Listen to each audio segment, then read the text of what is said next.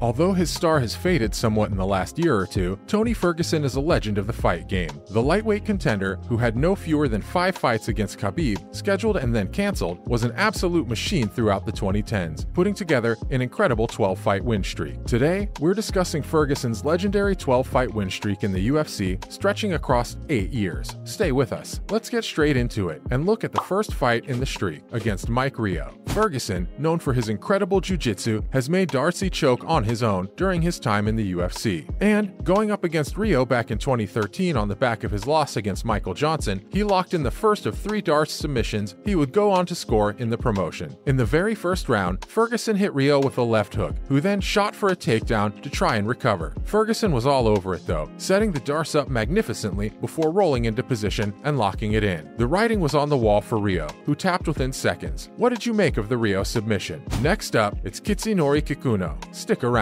The second fight in Ferguson's epic run ended in the very first round, once again, after Tony landed a huge right hand on his Japanese opponent. Kikuno appeared exhausted just a couple of minutes in and was offering little in the way of defense. And when you fight like that against someone with the capabilities of Tony Ferguson, you're going to get knocked out, which is exactly what happened as El Kukui landed a massive overhand right. Kikuno didn't know what day it was after the punch landed, and the referee quickly stepped between the pair to stop Ferguson inflicting more damage. Brutal. What's the best one-punch KO you've ever seen? We're talking Danny Castillo next. The first of only 3 decision wins during Tony's superb run, the fight against Castillo at UFC 177 was Ferguson's 3rd win inside a year. The pair have a good account of themselves, and on another day, Castillo could have easily walked away with the win, highlighted by the split decision result. Tony showed some good work throughout, landing some good leg kicks along the way and almost pulled off a standing Darce in the first round. But it wasn't to be. Castillo looked good on the ground at various points, but people like Tony Ferguson are rarely outworked on the mat. A solid win for the Cali man. Abel Trujilo is coming through now. Stay with us. Another Tony Ferguson fight, another submission win. Tony took just 2 rounds to dispatch Abel Trujilo at UFC 181 back in 2014, securing his 4th win in a row and forcing the division to sit up and take notice in the process. A grappling heavyweight finally saw Ferguson secure the back of Trujillo, who was coming off back-to-back wins. He quickly locked in a rear naked choke with Abel on his knees before using his body weight to pull him down to the mat, where he was able to finish the fight with relative ease. What do you guys make of this one?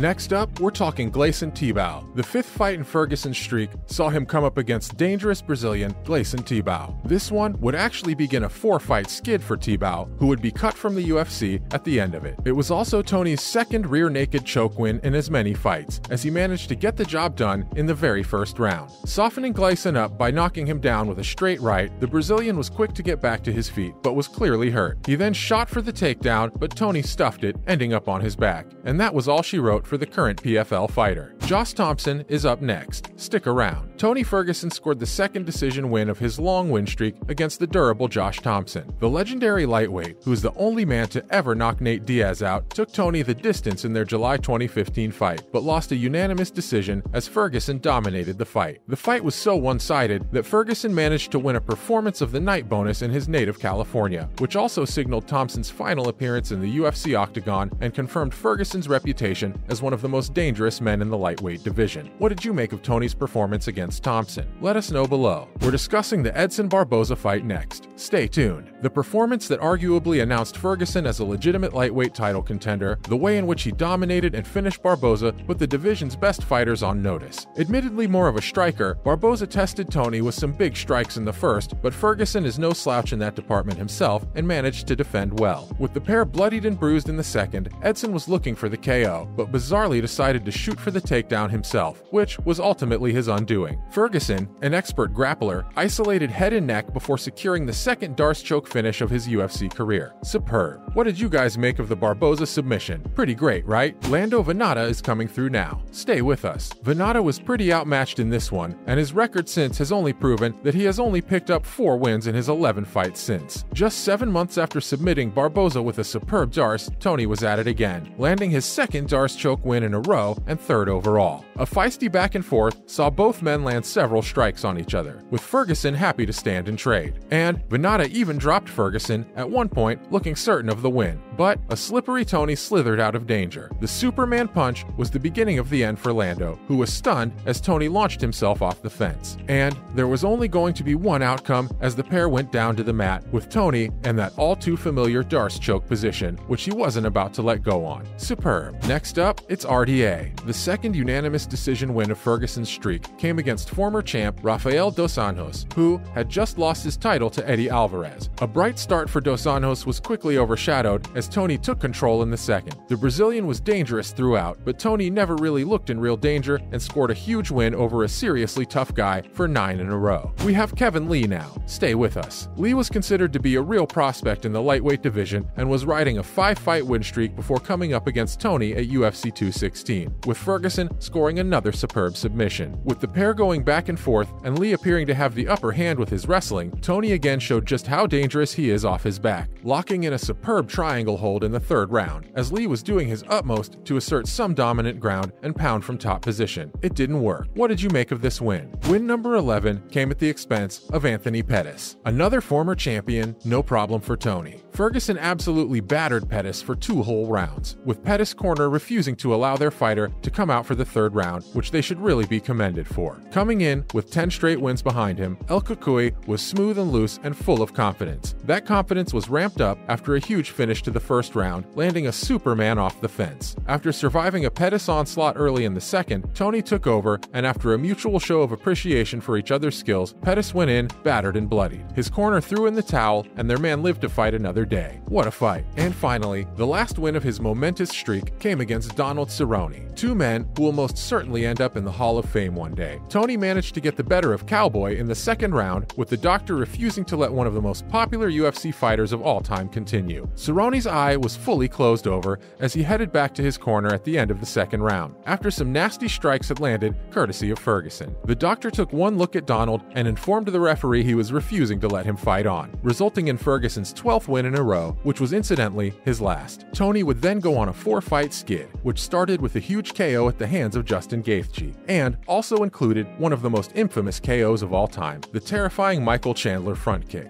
He's up against Li Jinliang in the matter of days at UFC 279. Who do you have? As usual, thanks for dropping in on us today, and remember to tune in again next time when we'll be discussing all sorts of other cool bits and pieces. And don't forget to subscribe to our channel. Bye guys!